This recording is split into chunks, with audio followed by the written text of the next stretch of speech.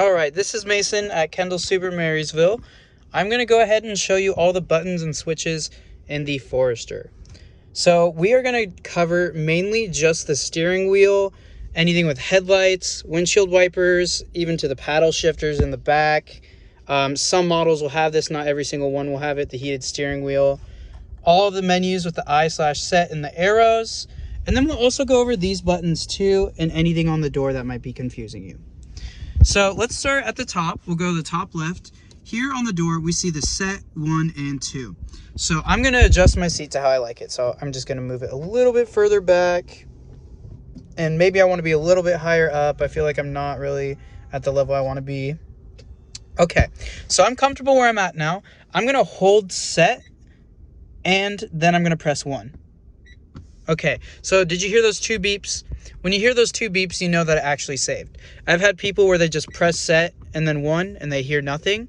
You can't just press it and then press it. You have to hold it and then hold 1 for a second, and bam, we're all good. We're all set. Now, it won't do your mirrors like the driver monitoring system, which I'll cover that as well. Here, of course, we have our mirror position for the doors. So if I turn it to the left, I am now looking at left. I can go to the right here, up, down, left, right, and that's going to adjust it. So I'm going to go left, down, up, right, and as you can see, it's adjusting. If I want to go back to the middle, I'll go right here, and now my mirrors will not be messed with. I can touch this all I want. It's not doing anything. So now I'll go to the right side, and now you can see if I go right, if I go left, if I go up, and if I go down, that's all covered in that. So I'll just flip it back to the middle so I don't accidentally mess with my mirrors while I'm driving. This is just a lock. It'll lock all our doors. Unlock right here. All windows are automatic, as you can tell. They all automatically went down. And then the back ones, I'll go ahead and do the back right. Obviously, I can't do it right now. It's not letting me. And you might be like, why can't I roll down my window? Well, that's because this guy is a child safety lock, and you can see the red light on. Now, if I go ahead, I push it up, you still see the red light, but it's actually up now. So now I can actually mess with it. These ones aren't automatic. Just a heads up for that. They are not automatic in the back, in the Forester. So I can go ahead and just push down and up. It might be different with the Outback. The Outback might be automatic. But this is just a child lock. I can't even roll down the windows myself in the back, and no one in the back will be able to touch it as well. So that covers everything on the door. I'm going to go ahead and I'm going to show you these buttons. So this guy right here is actually going to open my trunk for me. So I'll go ahead, I'll turn the camera around, and you can see it's go ahead, it opens for me. Now I didn't mean to open the trunk, so now I want to shut it. If I press and hold it, as you can see, it's actively shutting it as well. So you can be in the car and do that. The SRH off, that is steering responsive headlights, and this is an off switch for it. Right now, if I press that button, you're going to see, I'm going to press it. Now it says SRH off, so we want to leave them on normally. SRH means steering responsive headlights. So if I turn left, my headlights are going to start following me to the left. If I go right, they'll follow me to the right. You might be thinking, okay, but why do I need that? Well, it's just a safety feature that we kind of added. It's not purely for safety as much as it is for visibility. You will be going around a corner and you'll be able to see where you're going because the headlights will illuminate around that corner. Rather than pointing straight, you can turn left and you're only having straight response of the headlights. Now this guy, memory, we see, I'll cover that in the next video with you. But memory right here is how you can turn on or off the memory for your height on the back. Maybe you have a garage and your back door, the trunk opens up way too high for you, so you need it to come down a little bit so it doesn't go ahead and hit. You can easily do that, so you can adjust it to however you like it. Now the next one, we have our brightness dial. It's not the best to show right now, it more kicks in at nighttime, but this will actually dim. Right here is the max brightness. And if I scroll all the way up, it's the least brightness. And it'll actually control the steering column right here, and then also the stereo and how bright it'll be.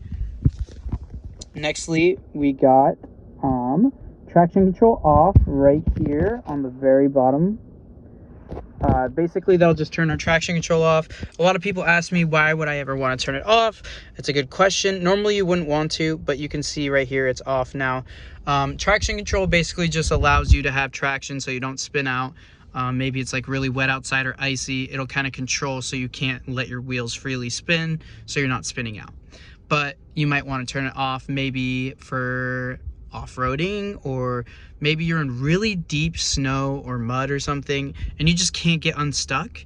When you have traction control off, it'll let your wheels just keep spinning freely, allowing you to dig yourself out of a situation. So I'll turn that back on just with the button. Down here is your auto start stop, and you can obviously see right there the A with a line through it. So I'm going to turn it off by pressing it. If it's yellow, it's completely off. If it's white with the line through it, then it is on, but it's not actively stopping your engine. So the auto start stop feature just stops your engine every time you come to a complete stop. This way you aren't still spitting out emissions while at a complete stop. A lot of people either hate it or love it. It's totally up to you if you want it on or not. But as a precaution, it is always going to turn on every time you start your engine. So it defaults as on every single time you get in the car. So if you don't like it, simply just press this button to turn it off. And now we have blind spot detection down here. Pretty sure you know about this one. Some of the models might not have it. Again, I'm in a touring, so I have all the features and buttons. So right here, I could turn it off, and now it says BSD RCTA off, blind spot detection, and rear cross traffic alert. If I turn it back on, we can obviously see they just synced back up. They turned on for a moment, so it lets us know it is on, so we can see whenever a car's in our blind spot over here or on the right side. And then also what rear cross traffic means is right here, this would just be the back of our car, for example. If we're trying to back up and a car is coming directly across behind us, it'll give us some beeps and show us on the reverse screen right here. It'll give us these little warnings on the left and right side, depending on what side they're coming from. And now we have the driver monitoring system. That is an off button for it. A lot of people think the green one is eyesight because it looks like an eye, right? I understand that completely, why you would think that. If I turn this off, it's no longer going to recognize my face, and it will no longer try and sync me up with that. So it will only just be off at the moment. If we had it on, it would show us stay alert notifications if we were looking outside the window, stuff like that. And I'll show you how to hook up everything with that with your seat here right now. So we're going to be in this one right here. You're going to see that white dots at the very bottom. We're going to push and hold info. When we do that, we see this screen. So we're going to go to driver monitoring system. I'm going to hit enter with the I switch. Now you have to pull it back towards you, and then the arrows as well if you want to navigate through. The I/set becomes an enter almost at this point. So right now we have the driver monitoring system off, so it won't let me really choose anything. But if I turn it back on, it's going to say welcome. There's no user really set up right now. So we're going to go ahead, pull and hold the I/set. Whoops. That was the wrong one. We're going to do the info. Sorry. Pull and hold, or push and hold info. Now I'm going to scroll down with the down arrow till we see driver monitoring system. I'm going to pull the I/set towards us for an enter. Now I'm going to go to register user. So in here, there's a few users you can register in. So I just press on number 1. So it says adjust seat and drawer mirror positions, then press set. So I am pretty comfy as the positions I have it now, but maybe I don't like it and I'm in a totally weird position. I'm just going to change my mirrors. I'm going to make sure I like how I see it as long as I'm comfortable right here. Now it might be different for you, and it looks very different on this screen, of course, because you're seeing it like this while I'm seeing it from the driver perspective. So I'm going to go ahead, get my mirrors lined up. I'm going to go ahead, get my seat lined up how I like it. I feel like I'm a little high, so I'm going to go down a little bit. Now you're going to see that this screen might have timed out on you. That's totally okay. We're just going to go ahead, push and hold info again. We're going to go down to driver monitoring system and hit enter. Go down to register user, hit enter. I'll go in here. Now I like my settings, so I'm going to hit set. Now I'm going to face completely forward outside the windshield.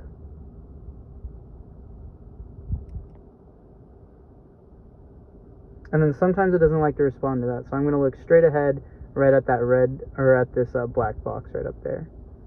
Now it might take you a few tries to get it, but right there, as you can see, user 1 registered, input name and select icon.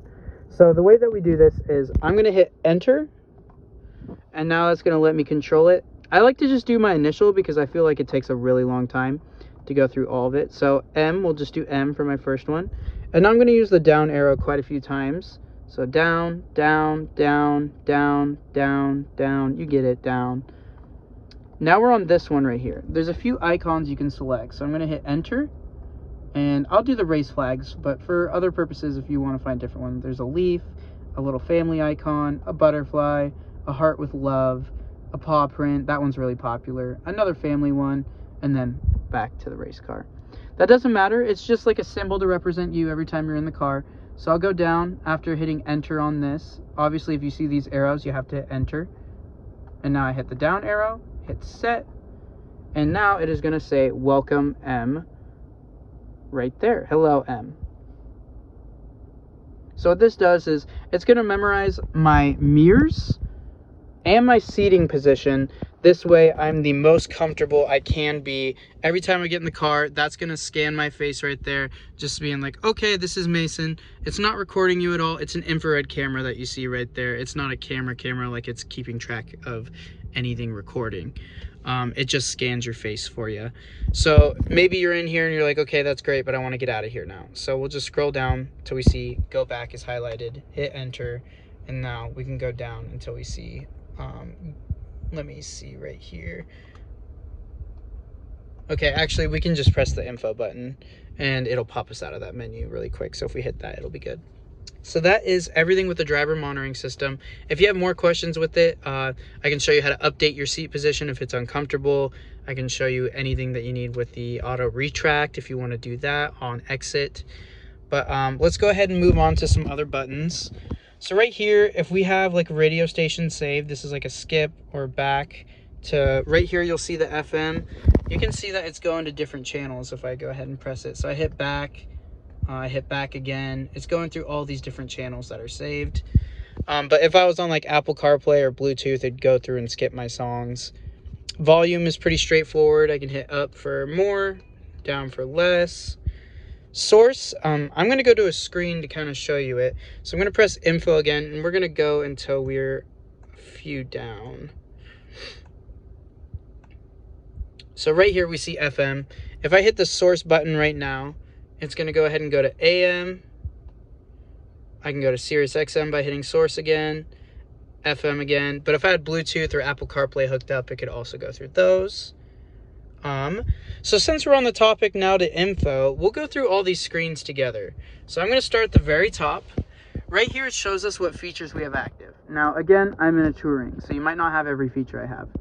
At the top left, we have reverse automatic braking. At the middle left, we have the blind spot detection, rear cross traffic alert. The very bottom left, we see the driver monitoring system is active. Now the top right, I just covered that in EyeSight. I could send you the video on that. But that shows we have lane departure on the left and pre-collision braking on the right. That is green. Now at the very bottom, we see like an A with a sideways jellyfish looking guy. So that actually has to do with the headlights.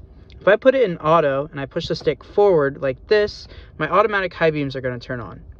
Now, your automatic high beams aren't showing that they're on. It would be green if it'd be on. So it usually takes until nighttime to actually kick in where you'd be able to see it.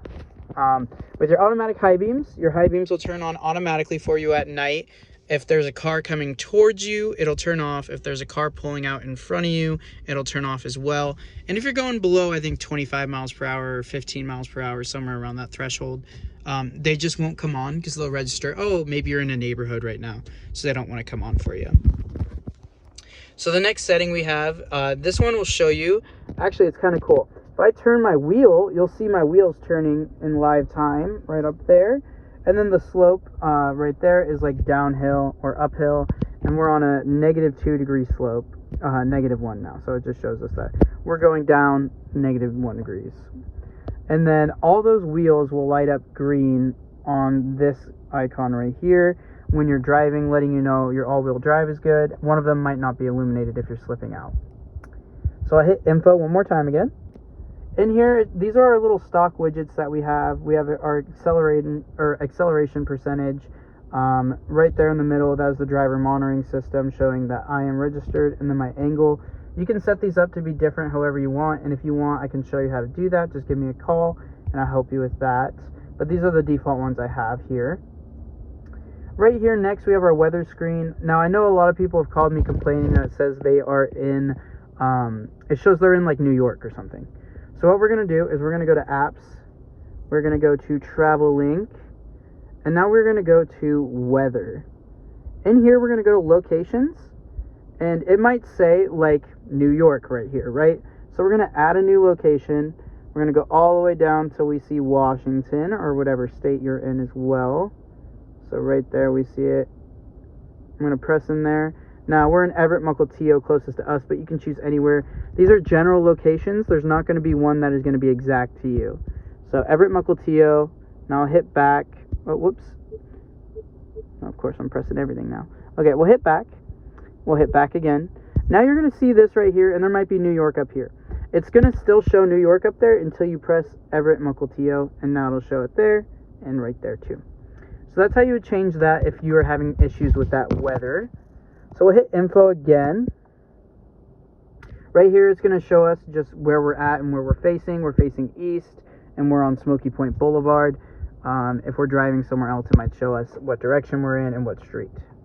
So I'll hit info again, and now we're back to that source screen that I was telling you about with the source button. One more time right here. This is a screen that a lot of Forester owners love. I see a lot of Forester owners be in this one. So we have the 90 miles till empty. We have also the gas icon letting us know what our average miles per gallon is. Now I'm on A, so there's only 30 miles. So it's not going to show me a great reading of it right now. You're going to have to wait a little while. Maybe once you get to like past 200 miles is when it'll start reading for you. And now at the very bottom as well, right there, 0 to the 80 it looks like. That one is actually going to go ahead and show you as you're driving. Like if you're more on the throttle, you're going to be closer to 0. If you're going down a hill, you're totally off the throttle. It'll be like, you're getting like 80 miles per gallon. That's great. But of course, that's not true. Following that up, right here, we have an answer call button, or this is your vocal assistant button. I covered that in one of my other videos, so just go ahead and ask me to send that to you. Right here's a hang up button as well, so if you're in a call, you can hang up. If you're receiving the call, you can answer. We will go over the I/set with the down arrows right here. So right here, we can go through and we can see a lot of different screens by pressing down or up. It doesn't matter. So I'm on the speedometer screen, and you can choose any one you want to be on. So this one's our auto start stop one. It's showing us out of the 30 miles on my trip A, which I can change right here with the trip reset. If I push it one time, it'll go to trip B, and I could cycle through it just by pressing this. But if I want to reset it, I can press and hold. Now I can keep going through, but this will let me know minutes and seconds. A lot of people think it's feet and inches, but it is minutes and seconds. And then at the very bottom, it'll let us know how much gas we have saved. This is our PSI. It won't show until I'm driving, so I'll go ahead, pop in and drive real fast for us. And then if I actually drive for a few seconds, of course my seatbelt light's gonna go on. Let me buckle up.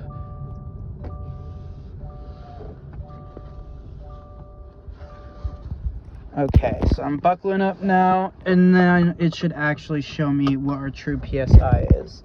So I'm going to go ahead, we'll drive for a second here, kind of get the car to understand that I'm driving. And sometimes you do have to be going a little bit quicker so it can read it. And sometimes it does take about 1 or 2 minutes to register. So if you're not seeing what it is, it could be potentially because you just need to drive a little bit longer, or you need to go a little bit quicker wherever you are, and then it'll accurately read what it is. So I'll go ahead and I'll pull back over here. And of course, it still doesn't show me anything yet, but I'd be able to see it if I was driving for longer. Now I'll pull the arrow down again. This is for a menu item. So we're gonna go ahead and hit I/set.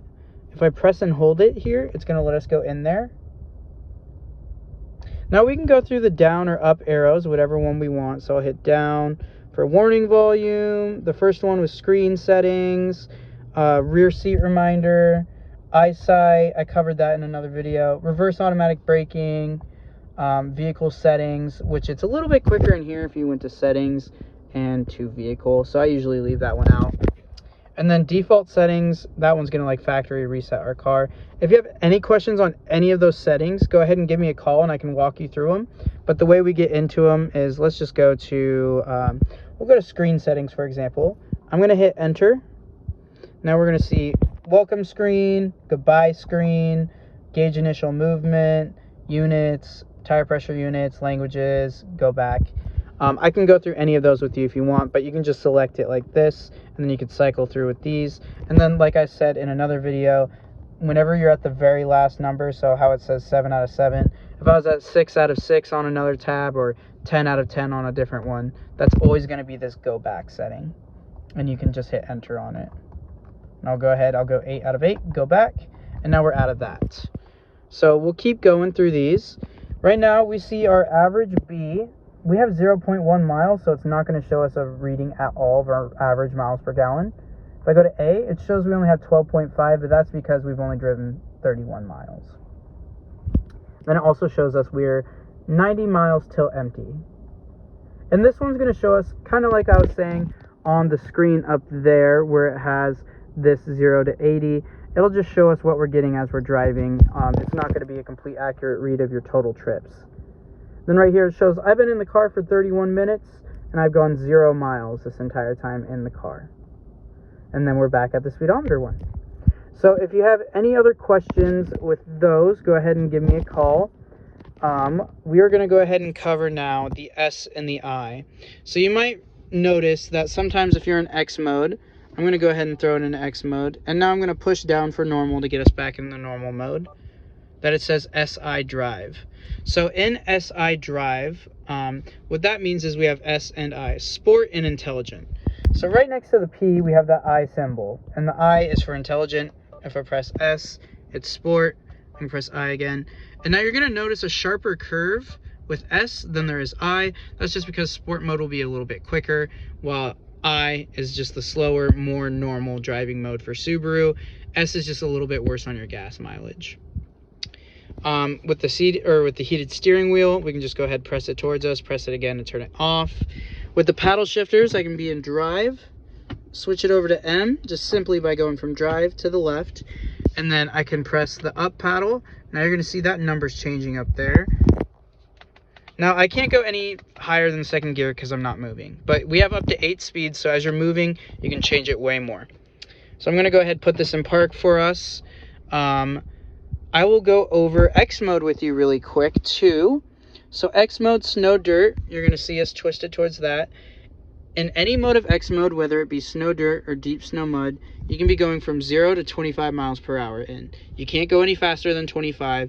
So this is really good for like snow, dirt, gravel, sand, mud, anything like that. Snow, dirt, I would typically say stay in first before you try deep snow, mud. And the only reason why I say that is because in snow, dirt, it looks like this. But in deep snow, mud, we now see our traction control light just turned off. So now we don't have traction control. And the only reason for that is because, like I was saying earlier, if you need to dig yourself out of like deep snow or mud and you're not getting any traction, it might be easier to dig yourself out than if you were in snow, dirt. And you're going to notice another feature right here. This is the downhill descent control, this little green car icon. So what that does for us is if we're going down a hill, you can be in it from 0 to 12 miles per hour. So say I'm going 6 miles per hour down this hill. Everyone sees those videos of people in Seattle where it's super icy on the hill and they just go sliding down the entire hill. And it's kind of scary. Of course, you don't want to be that person. So what you can do is, if I'm going down the hill and I'm in downhill descent control, I know there isn't really like a curve or anything like that to show you for this hill. But if I'm going down the hill and I'm keeping it around 6 miles per hour, I can have my foot on the brake and then I'll take it completely off. You'll see that green downhill car icon actually start flashing at me, just like this. So now what that's doing for me is it'll lock in my speed to keep me going the exact speed I had it just at, which was 4 miles per hour. And as you can see, I don't have my foot on any of the pedals, and I'm actually still just going 4 miles per hour. So it's like crawling feature. So say we're at the bottom of the hill now, we don't need that feature on anymore, we're going too slow.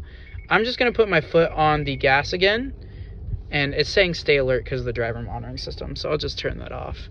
But I just put my foot on the gas or the brake again, and it gets me out of that downhill descent control feature. So I'm going to go ahead and park it one last time, and we'll go over a couple more things. So over here, I'm going to go ahead and park. Now there is the auto vehicle hold we see right here. This is one of my favorite settings in the new cars. If I press it one time, you're going to see that AVH light pop up there. Now, I know I just said park one more time, but I'm actually going to do it one more.